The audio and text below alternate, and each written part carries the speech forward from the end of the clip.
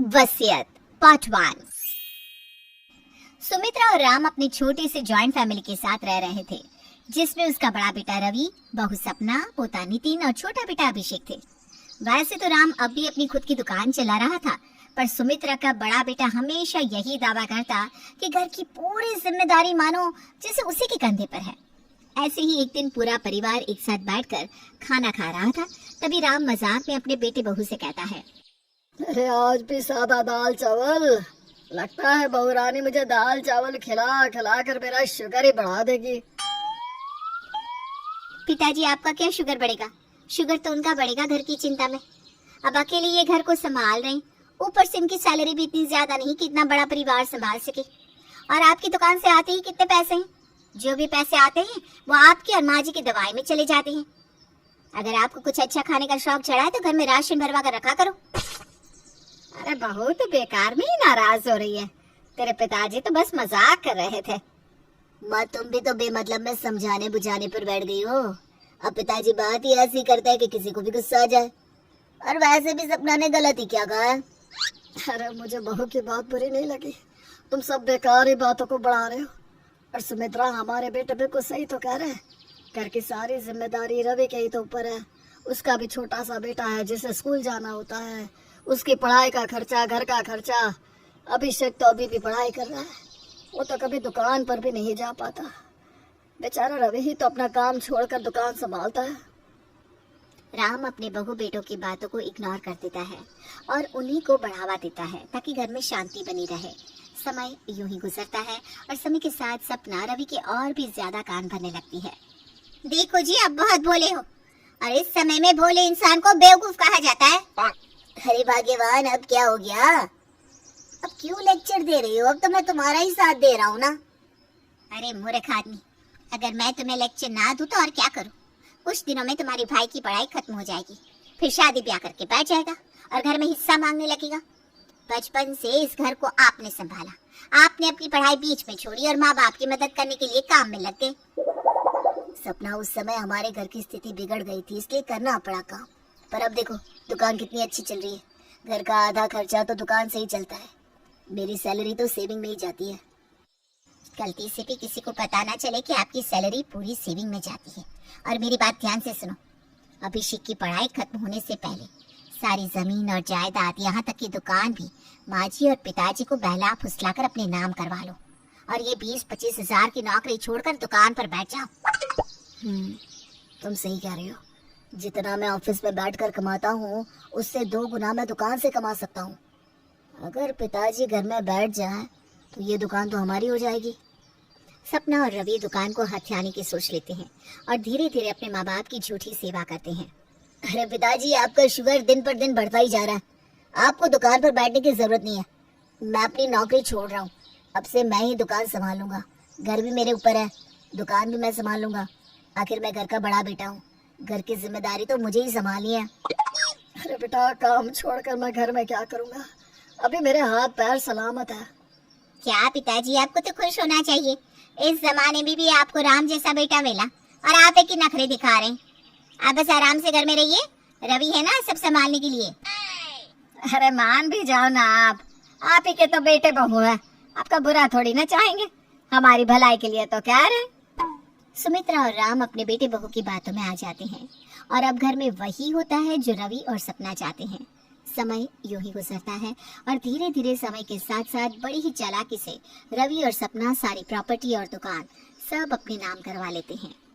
पिताजी, कुछ दिनों से दुकान सही नहीं चल रही। मैं सोच रहा था कि दुकान रजिस्टर करवा लूं। अगर ITR और जस्टिफाई करूंगा तो शायद हमारी कंपनी का नाम बढ़ जाए। और मैं ये भी कोशिश कर रहा हूँ कि दूसरी बड़ी कंपनियों से भी हाथ मिलाया जा सके, ताकि कंपनियों के माल हमारे ही दुकान से जा सके। क्योंकि दुकान आपके नाम है, इसलिए कुछ कागजात पर आपके साइन चाहिए। अरे बेटा, सब कुछ तो तूने संभाला है, सब कुछ तू ही तो कर रहा है। मैं तो कहता हूँ मेरी दुकान ही तो रख ले। क्यों बार बार मेरे पास लेकर आ जाता है? बता किस जगह साइन करना है? तुझ पे तो आँख बंद करके विश्वास करता हूँ मैं। और राम आंख बंद करके अपने बेटे पर विश्वास करता है। रवि अपने माँ बाप से उन्हीं का घर और जमीन छीन लेता है। समय यूं ही गुजरता है और अभिषेक की पढ़ाई पूरी हो जाती है। देखते ही देखते अभिषेक की एक छोटी सी नौकरी भी लग जाती है और अभिषेक की नौकरी लगने के बाद सुमित्रा अपने छोटे बेटे के हाथ पीले करने की सोचती है। सपना बहू, अब तो तेरा देवर भी काम करने लगा है। मैं सोच रही थी कि तेरे लिए देवरानी ले आऊं। तेरी नजर में है कोई लड़की? माँ जी, आपने तो मेरे मुंह की बात छीन ली। मैं भी यही कहने वाली थी। और मेरा तो मानना ये है कि देवर जी की जितनी जल्दी शादी होगी वो उतनी जल्दी समझदार होंगे। आखिर कब तक नितिन के पापा ही घर चलाते रहे? सपना भी चाहती थी कि उसके देवर की जल्दी से शादी हो जाए ताकि वो अपने देवर देवरानी को इस घर से निकाल सके, क्योंकि अब तक अभिषेक की शादी नहीं हुई थी, इसलिए ना चाहते हुए भी सपना अपने देवर को झेल रही थी। बहुत जल्द अभिषेक की शादी हो जाती है और शादी होते ही सपना हर चीज पर सिर्फ अपना अधिकार जमाती है और अपनी देवरानी को हर समय ये एहसास कराती कि उसका पति कितना निकम्मा है। ऐसे ही एक दिन नेहा का कचौरी खाने का दिल करता है, इसलिए वो घर में सबके लिए कचौरियां बनाने लगती है। तभी वहां सपना आकर नेहा से कहती है, ये क्या बना रही हो तुम? देख नहीं रही हो कितना बड़ा परिवार है? अरे घर में कुछ महंगी चीज बनाने से पहले सोच तो लिया करो। तुम्हारा पति 10-15 हजार की नौकरी करता है। 10-15 हजार की नौकरी से घर नहीं चलता। कैसे तुम्हारे जेठ जी ने इस घर को संभाल रखा है और इस घर की जरूरत को कैसे पूरा करते हैं ये बात सिर्फ वही जानते हैं। दीदी, मैं तो सिर्फ कचौरियां बना रही थी और मैंने बाहर की कोई भी महंगी चीज नहीं खरीदी। घर में सारा सामान रखा है, उसी में से बना रही हूँ। वैसे भी इस घर में कभी कुछ नहीं बनता, हमेशा सादा खाना ही बनता है। मेरी प्यारी देवरानी, अगर इतना ही कचौड़ी, पिज्जा, बर्गर ऐसा कुछ भी खाने का जी चाहे ना तो अपने पति से कहो कि ज्यादा पैसे कमाए। जब तुम्हारा पति घर चलाएगा तब तुम्हें पता चलेगा कि घर कैसे चलता है। सपना नेहा को छोटी सी बात के लिए ताना देकर चली जाती है। समय यूं ही गुजरता है। समय के साथ सपना के भाव भी बढ़ते जाते हैं।